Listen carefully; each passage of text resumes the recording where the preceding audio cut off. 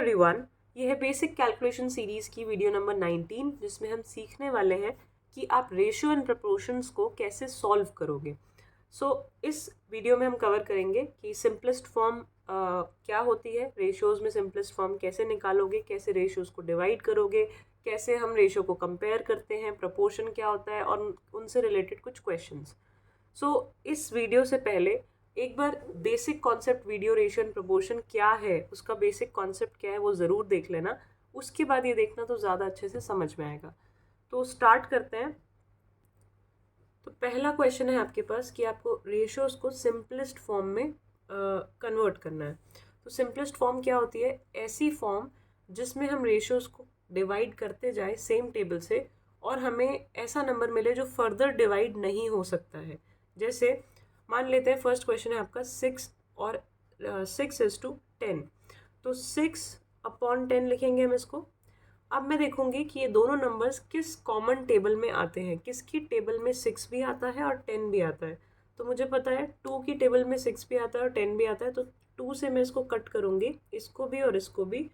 2 की टेबल में 6 जो है वो 3 पे आता है और 10 जो है वो 5 पे आता है।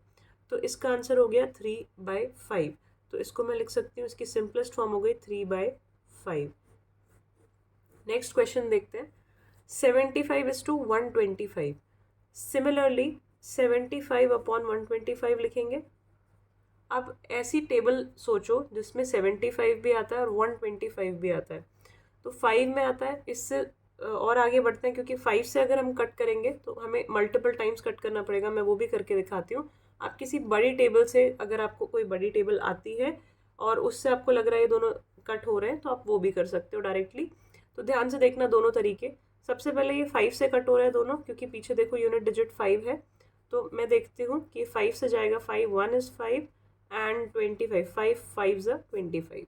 इसी तरह से ये भी 5 से जाएगा, 5 2 ज़ा 10 एंड 5 5 ज़ा 15। अब ये रेशियो आपका फाइनल नहीं है, सिंपलेस्ट फॉर्म नहीं है, क्योंकि मुझे अभी भी लग रहा है कि ये फिर से कट हो सकता है और ज़्यादा आगे। तो इसको फिर कट करेंगे। देखो फिर से 15 और 25 5 की टेबल में आता है। तो 5 3 is 15 एंड 5 5 is 25। तो इसका आंसर है 3:5। ठीक है, एक तरीका तो ये हो गया, मेरे को जो छोटी छोटी टेबल्स आती थी मैंने उसको यूज़ किया और मैंने इसको कट किया। एक तरीका है 75/125 को मैं डायरेक्टली 25 से भी कट कर सकती हूँ, क्योंकि मुझे 25 की टेबल भी आती है। तो 75 कब आएगा? 25 की टेबल में 3 पे आता है। 125 कब आता है? 5 पे आता है।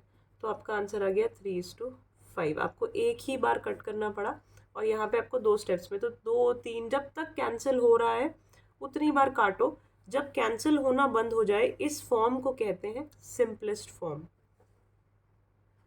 एक और रेशियो देखते हैं। ये है आपका 36/24। इसको कैसे करेंगे? देखो 36 और 24 यहाँ पे मुझे दिख रहा है दोनों ही 2 की टेबल से जा सकते हैं और 3 से भी जा सकते हैं। तो किसी से भी कट करो, कोई डिफरेंस नहीं आएगा, आपका आंसर हमेशा सेम आएगा। तो यहाँ पे मैं 2 से इसको कट करती हूँ। 2 1 is 2 and 2 8 is 16। 2 1 is 2 and 2 2 is 4। उसके बाद आगे फर्दर कट करते हैं। ये किससे जा रहा है? 8 एंड 2। अगेन इवन नंबर्स हैं दोनों, तो 2 की टेबल से जा रहे हैं। 2 9 is 18 एंड 2 6 is 12। अब 9 और 6 अब 2 से नहीं जा रहे हैं, 9 2 से कैंसिल नहीं हो सकता। 3 से कैंसिल हो सकता है, ये भी 3 से कैंसिल हो सकता है। तो अब 3 से करेंगे। 3 3 is 9 एंड 3 2 is 6। तो इसका रेशो सिंपलेस्ट फॉर्म में आपको मिला 3:2। ये आपका आंसर है। अब देखते हैं नेक्स्ट क्वेश्चन, जिसमें है आपको रेशियो निकालना है। फाइंड द रेशियो ऑफ किसका? 2 मीटर इज टू 24 सेंटीमीटर। तो अभी यहाँ तक हम जो देख रहे थे वो सिर्फ नंबर्स थे, उनके साथ कोई यूनिट नहीं थी। इस तरह के क्वेश्चन में दोनों में यूनिट है। तो जब भी आपको रेशियोज को कन्वर्ट करना है, रेशियो को निकालना है, तो आपको देखना है कि जो दो नंबर का आप रेशियो निकाल रहे हो वो सेम यूनिट में होने चाहिए। बात बहुत ध्यान से सुनना, उनकी जो यूनिट है जिनका आप रेशियो निकाल रहे हो वो हमेशा सेम होना चाहिए। सेम का मतलब अगर 1 मीटर है, अगर ये 2 जो है वो मीटर में है, तो दूसरा वाला भी मीटर में होना चाहिए। अगर ये सेंटीमीटर में है तो दूसरा वाला भी सेंटीमीटर होना चाहिए। इनकी यूनिट सेम होनी चाहिए। तो यहाँ पे मैं क्या देख रही हूँ, यहाँ पे 1 मीटर है, 1 सेंटीमीटर है, तो मैं इसको ऐसे कट करके रेशियो नहीं निकाल सकती। ठीक है। तो हमें क्या करना होगा, सबसे पहले हमें इनकी यूनिट सेम करनी होगी। तो आपको या तो सेंटीमीटर को मीटर में चेंज कर दो या इस मीटर को सेंटीमीटर में लिख दो, ठीक है। तो मैंने देखा कि यार 2 मीटर्स को सेंटीमीटर्स बनाना ज़्यादा आसान है। 1 मीटर में कितने सेंटीमीटर होते हैं, 100 सेंटीमीटर्स होते हैं। तो 2 मीटर में कितने सेंटीमीटर होंगे, 2 इंटू 100 कर दो, है ना, 200 सेंटीमीटर। अब इसकी जगह 2 मीटर की जगह मैं लिख सकती हूँ 200 सेंटीमीटर। तो 200 सेंटीमीटर मैंने इसकी जगह लिख दिया। रेशो फिर है 24 सेंटीमीटर। अब बस हमें इसको कैंसिल करना है, 200 अपॉन 24 लिखो, ठीक है। इनको कैंसिल करते हैं, सबसे पहले 2 की टेबल से जा रहा है तो 100 एंड 12, अगेन 2 से जा रहा है 50 एंड 6, अब फिर से 2 से जा रहा है तो 25 अपॉन 3, तो 25 सेंटीमीटर इज टू 3 सेंटीमीटर का ये रेशियो है सिंपलेस्ट फॉर्म में। आगे बढ़ते हैं, नेक्स्ट क्वेश्चन देखो, 3 days is to 30 hours। 3 days में है और ये आवर्स में है, तो या तो डेज को आवर्स बनाओ या आवर्स को डे में कन्वर्ट करो। आपको पता है एक दिन में कितने घंटे होते हैं, एक दिन में 24 आवर्स होते हैं। तो 2 दिन में कितने होंगे और 3 दिन में कितने होंगे, कैसे निकालोगे, मल्टीप्लाई कर दोगे। तो 3 days में 24 इंटू 3 आवर्स होंगे, 4 3 is 12, 6 and 7 72 आवर्स, ठीक है। आगे बढ़ते हैं, 3 days की वैल्यू आ गई 72 आवर्स, रेशो पूछा है उसका 30 आवर्स के साथ, ठीक है। 72:30 का रेशो पूछा है तो 72 डिवाइडेड बाय 30 लिखोगे। अब देखो ये किससे कैंसिल हो रहा है, ये 2 की टेबल से आराम से कैंसिल हो रहा है, दोनों इवन नंबर्स हैं यूनिट डिजिट पे।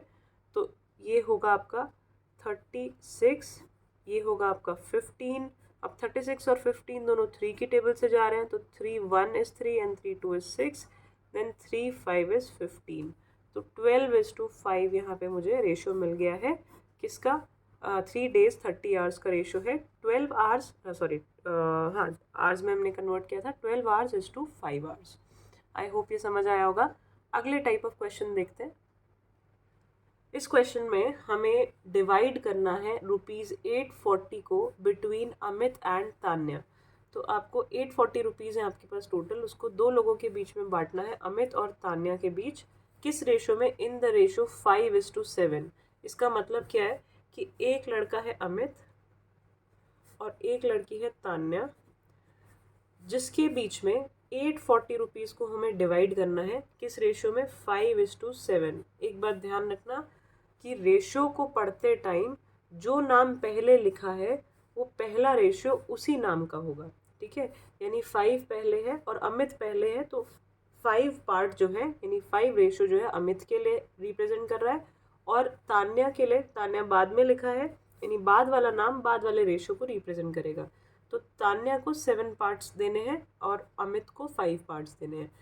तो 840 रुपीज़ टोटल अमाउंट है, इसमें से मुझे 2 हिस्से करने हैं। एक तरफ रखना है 5वां हिस्सा और एक तरफ रखना है 7 हिस्से, ठीक है। तो किसी भी चीज़ के 5 और 7 हिस्से अगर आपको अलग करने हैं तो ध्यान रखना आपको कितने हिस्से टोटल इसके करने पड़ेंगे। यानी कि इसको ऐसे समझो कि मुझे 100 रुपये को एक तरफ 3 हिस्से रखने हैं और एक तरफ 2 हिस्से रखने हैं। तो मैं इस 100 को कितने हिस्सों में बांटूंगी कि मैं इधर 3 और इधर 2 रख पाऊँ, यानी कि 5 हिस्से बनाऊंगी। तो 100 को मैं 5 से डिवाइड करूंगी, एक हिस्से की वैल्यू आएगी 20, ठीक है। तो 20 रुपीज़ को या 20 जो भी नंबर है उसको 3 हिस्से में यहाँ रखूँगी, तो 20 20 20 यानी 60 में इधर एक साइड रखूँगी और 2 जो है यानी 2 हिस्से यानी 20 और 20 40 में एक साइड रखूँगी। तो टोटल इनका 100 ही आएगा जो आपका टोटल नंबर था। इनको कैंसिल करोगे तो 3:2 ही आएगा, यानी रेशो सेम है, बस मैंने टोटल नंबर जो है हमारा चेंज हो गया है। मैंने 100 को 3 इधर किया, 3 हिस्से इधर किए और 2 हिस्से इधर किए, तो 60 और 40 कर दिया। आई होप ये आपको समझ आया होगा। अब इसको देखते हैं, सेम तरह से 840 रुपीज़ है आपके पास, इसको आपको 2 हिस्से बनाने हैं, 5 एक तरफ करने हैं 7 एक तरफ। टोटल कितने हिस्से बनाने पड़ेंगे, 5 + 7 यानी कि 12 पार्ट्स मुझे करने पड़ेंगे। तो 840 को सबसे पहले 12 हिस्से करोगे, इक्वल हिस्से करने के लिए मुझे क्या करना पड़ेगा, डिवाइड करना पड़ेगा इसको 12 से। तो 840 डिवाइडेड बाई 12 करते हैं, इसको कैंसिल भी कर सकते हो, डायरेक्ट डिवाइड भी कर सकते हो। तो 12 840 12 की टेबल में 84 कब आता है, ये नंबर्स को देखो, तो 7 × 84 होता है। देन 0 कैरी करोगे, 0 इधर चला जाएगा। तो एक पार्ट की वैल्यू आ गई 70। ठीक है, अब क्या करना है, देखो ये जो वैल्यू आई है एक हिस्से की वैल्यू आई है। मैंने 840 को 12 हिस्सों में बांटा, 12 से डिवाइड किया, तो एक पार्ट कितना हो गया, एक हिस्सा हो गया 70 का। तो अब देखो अमित को कितना मिलेगा, अमित 5 हिस्से ले रहा है, तो यानी 70 एक की वैल्यू है, तो 5 की कितनी होगी, 70 × 5, तो ये जाएगा 350। इसी तरह से तान्या 7 हिस्से ले रही है, तो इसकी वैल्यू कितनी हो जाएगी, 7 × 70, 7 हिस्से और एक की वैल्यू कितनी है, 70, तो 7 × 70 मतलब 490, 7 7 49 और ये एक 0 इधर। तो अमित और तान्या के बीच जो 840 रुपीज़ का डिवीजन हुआ है वो हुआ है, अमित को मिलेंगे 350 रुपये और तान्या को मिलेंगे 490 रुपये। ये आपका आंसर है। इसको आप फिर से कट करके देखोगे, सिंपलेस्ट फॉर्म में कन्वर्ट करोगे, आपके पास फिर से 5:7 आएगा, यानी रेशो सेम है, बस उनका मैंने टोटल नंबर का डिवीजन कर दिया है। अगला क्वेश्चन इस तरह का एक और देखते हैं। ये क्वेश्चन है, डिवाइड ₹1350, 1350 रुपयों को आपको डिवाइड करना है। ए, बी और सी, 3 लोग हैं, ए, बी और सी, इन तीनों के बीच इस अमाउंट को आपको डिवाइड करना है। किस रेशो में, 2:3:4। अब ध्यान रखना, ए पहले है तो ए को 2 पार्ट, बी को 3 पार्ट और सी एंड में है, सी को 4 पार्ट, एंड वाला नंबर सी के लिए। ठीक है, इस रेशो में डिवाइड करना है। तो देखो टोटल अमाउंट है 1350, 1350 कितने हिस्सों में डिवाइड होना है, 2 इसको जाएंगे, 3 और 4 इसको, तो टोटल हिस्से कितने हो गए, 2 + 3 + 4, 2 और 3 5, 5 + 4 9, 9 हिस्से करने हैं आपको।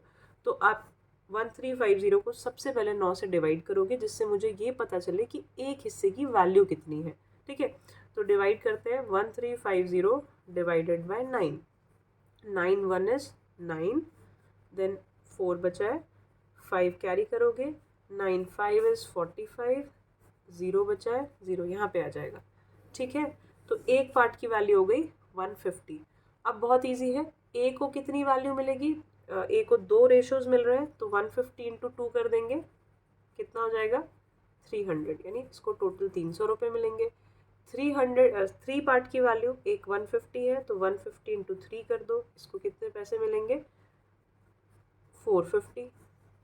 इसी तरह सी की वैल्यू 150 × 4 कर दो, तो ये हो जाएगा 600। आई होप ये समझ आया होगा।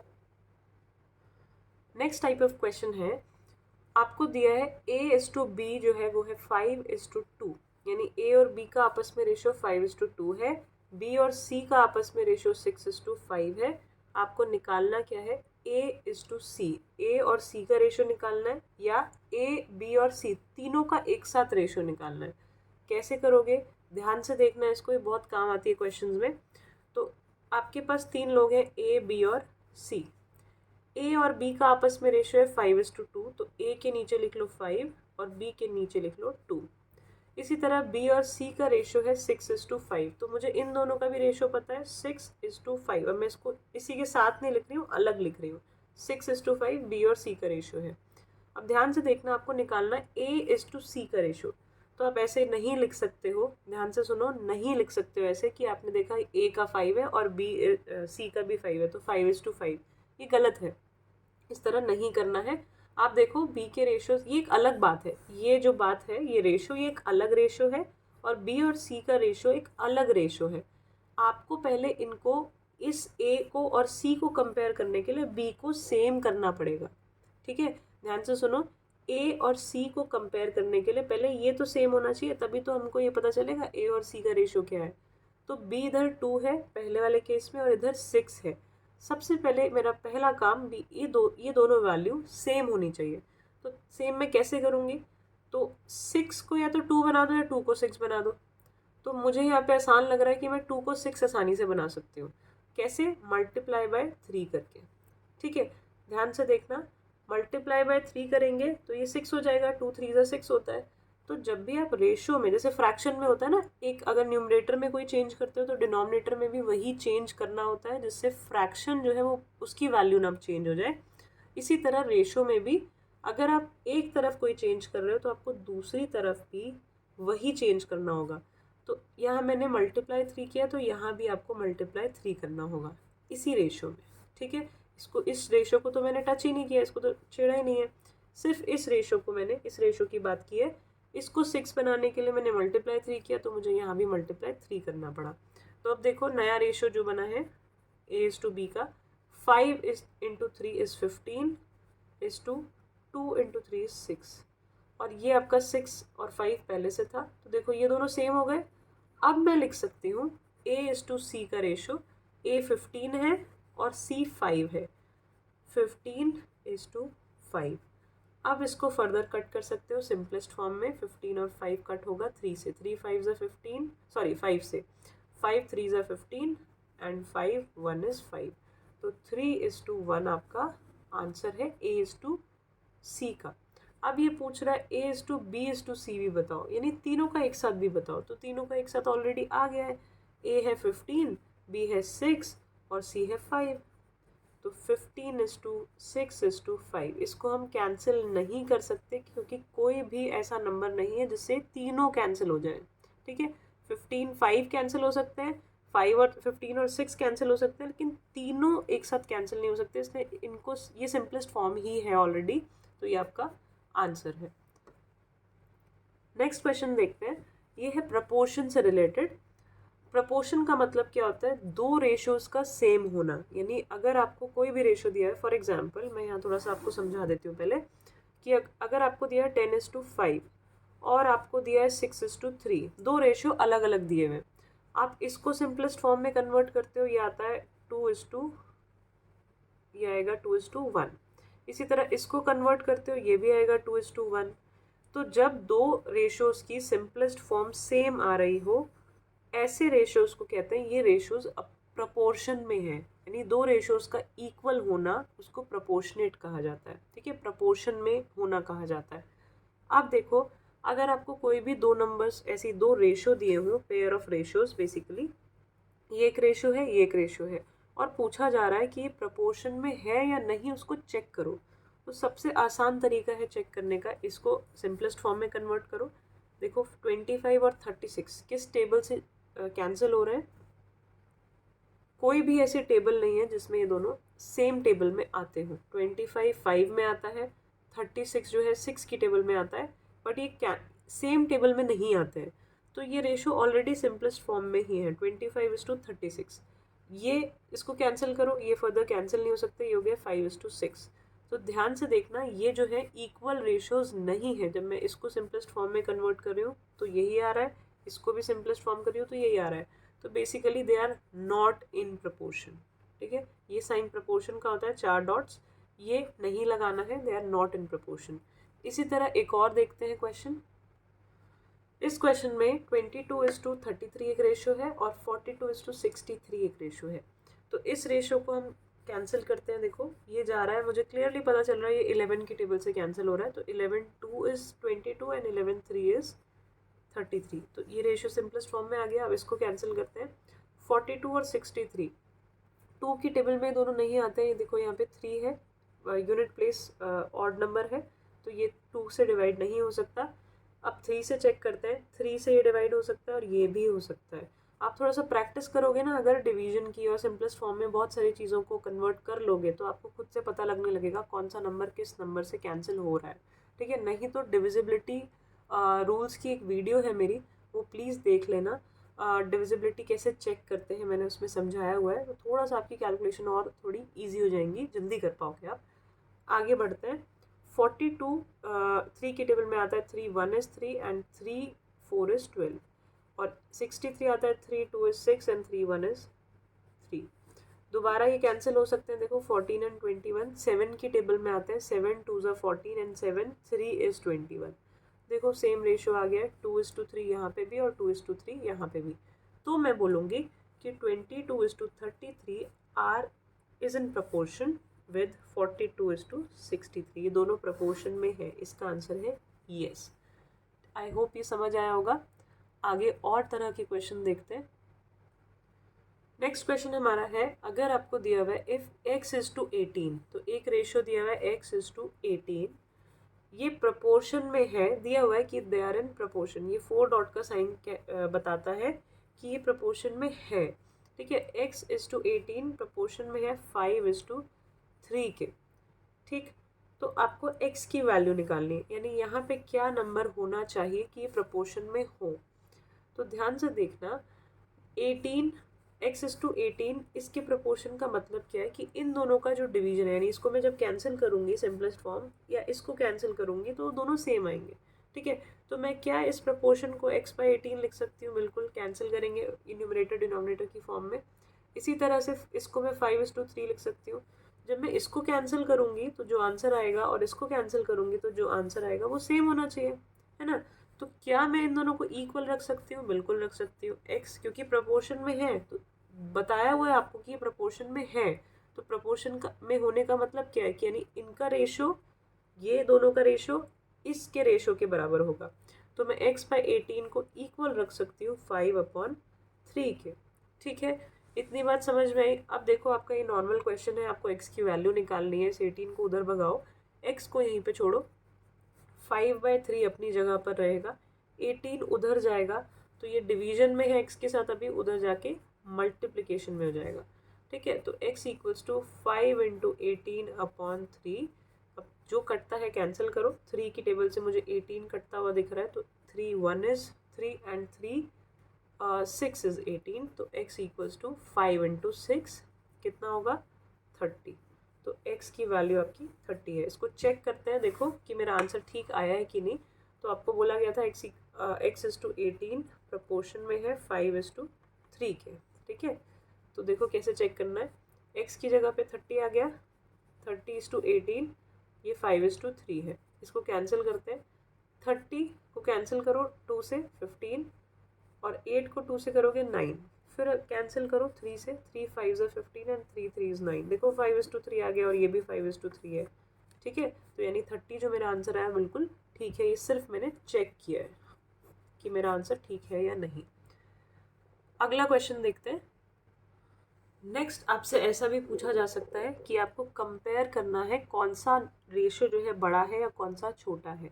तो फर्स्ट पार्ट देखो, 4:5 एक रेशियो दिया हुआ है, बीच में डैश, यानी आपको ग्रेटर देन, लेस देन और इक्वल्स टू, जो भी आपको रिजल्ट मिलेगा वो साइन लगाना है। और ये आपको दूसरा रेशियो दिया हुआ है, दोनों को कंपेयर करो कौन सा बड़ा कौन सा छोटा। तो हम सबसे पहले तो चेक करेंगे सिंपलेस्ट फॉर्म में कन्वर्ट करके। ये 4 है, ये 5 है, ये सिंपलेस्ट फॉर्म में कन्वर्ट नहीं हो सकता, तो 4:5 ही रहेगा। इसको सिंपलेस्ट फॉर्म में कन्वर्ट करते हैं। कोई भी ऐसा नंबर नहीं है जिससे 16 और 25 दोनों कैंसिल हो सके, तो 16 और 25 को भी ऐसे एज इट इज़ रहने देते हैं। अब आपको चेक करना है, देखो ध्यान से देखना है इस चीज़ को कि कौन सा नंबर बड़ा है। तो 4/5 बड़ा है कि 16/25। तो जब भी हमें दो नंबर्स को दो फ्रैक्शंस को या रेशियोज को कंपेयर करना होता है, हमें देखना है कि ये जो डिनोमिनेटर में होता है ना नीचे, वो जो है सेम होना चाहिए। ठीक है, वो बिल्कुल सेम होना चाहिए। तो यहाँ 25 है, यहाँ 5 है, इनको मैं सेम कैसे बनाऊंगी? मैं सेम तब बनाऊंगी जब मैं इसको भी 5 से मल्टीप्लाई कर दूंगी। नीचे डिनोमिनेटर को मैं 5 से मल्टीप्लाई कर दूंगी, 25 हो जाएगा। तो अगर मैं इस रेशो में चेंज कर रही हूँ तो मुझे इसके न्यूमरेटर में भी सेम चेंज करना पड़ेगा, मल्टीप्लाई 5 करना पड़ेगा। तो ये हो जाएगा मेरे पास नीचे 25, 5 5 ज़ा 25 और 4 5 ज़ा 20। ठीक है, तो बेसिकली मैंने रेशो चेंज नहीं किया है, बस उसको अलग फॉर्म में लिख दिया है। 4/5 था, उसको मैं 20/25 भी लिख सकती हूँ, क्योंकि मैंने न्यूमरेटर और डिनोमिनेटर में सेम ही चीज़ मल्टीप्लाई की है। जो कैंसिल होगी तो वापस 4/5 आ जाएगा। आई होप ये क्लियर है। अब देखो ध्यान से, जब बेस सेम है अब कंपैरिजन आसान हो गया है। यहाँ पे भी 25, यहाँ पे भी 25। आप ऊपर वाले नंबर्स को सिंपल कंपेयर करो कौन सा नंबर बड़ा है। तो 20 बड़ा है तो ऑब्वियसली 4:5 इज ग्रेटर। यहाँ पे ये साइन आ जाएगा। जो जो बड़ा है उसकी तरफ ये जो है इस साइन का मुंह जो है ओपन होता है, राइट। आगे बढ़ते हैं। 9:18 और 10:15, इसको कैसे कंपेयर करोगे? पहले सिंपलेस्ट फॉर्म में कन्वर्ट कर लो। 9 और 18 को सिंपलेस्ट फॉर्म में करेंगे तो 1:2 आएगा। इसी तरह 10 और 15 को सिंपलेस्ट फॉर्म में कन्वर्ट करेंगे तो 5 से जा रहा है, 5 2 10 एंड 5 3 15। तो 1/2 बड़ा है या 2/3, ये कैसे चेक करोगे? सबसे पहले इसको लिखो 1/2 एंड इसको लिखो 2/3। अब देखना है आपको, ये देखो ये 2 है डिनोमिनेटर में और यहाँ पे 3 है, दोनों को सेम कैसे करोगे? बहुत ध्यान से सुनना। इसको अगर मैं 3 से मल्टीप्लाई कर दूँ, 2 3 6 हो जाएगा, और इस 3 को अगर मैं 2 से मल्टीप्लाई कर दूँ तो ये 6 बन जाएगा, ठीक है। यहाँ पे देखो फिर से, ये 2 के साथ 3 मल्टीप्लाई होगा तो 6 हो जाएगा, ये 3 जो है 2 के साथ मल्टीप्लाई होगा तो 6 हो जाएगा। तो इस रेशो में मैंने नीचे अगर 3 से डिवाइड किया डिनोमिनेटर को, तो मुझे न्यूमरेटर को भी 3 से डिवाइड करना पड़ेगा, मल्टीप्लाई करना पड़ेगा, सॉरी। इसी तरह यहाँ अगर 2 से मल्टीप्लाई किया तो ये भी 2 से मल्टीप्लाई होगा। तो 1 इंटू 3 ये 3 हो गया, 2 इंटू 3 ये हो गया 6। इसी तरह से 2 2 4 एंड 2 3 6। ध्यान से देखो, रेशो चेंज नहीं हुआ है। अब इनको कट करोगे वापस 1/2 आएगा, इसको कट करोगे वापस 2/3 आएगा। तो रेशो को चेंज नहीं किया है, सिर्फ कंपैरिजन करने के लिए बेस को, डिनोमिनेटर को सेम बनाया है, ठीक है। अब इनको ज़रा देख लो कि कौन सा बड़ा है। 6 और 6 सेम है, ऊपर देखो 4 बड़ा है तो ये वाला इज़ ग्रेटर, यहाँ पे ये साइन डाल दो। जो बड़ा है उसकी तरफ इस साइन का मुंह खुल जाता है, बड़ा हो जाता है, राइट। आई गेस आपको समझ आया होगा। इससे रिलेटेड और भी वीडियोस हैं, उनको देखना ज़रूर, और अच्छी सी क्लैरिटी आएगी। इसके अलावा इसके वर्ड प्रॉब्लम्स की जो सीरीज़ है उसमें चेक करना, वर्ड प्रॉब्लम्स इससे रिलेटेड कैसे आते हैं वो भी मैं कराऊंगी। तो देखते रहो, एंड प्लीज़ अगर आपको अच्छा लग रहा है, मैथ समझ में आ रही है, तो रिकमेंड करो और प्लीज़ सब्सक्राइब करो।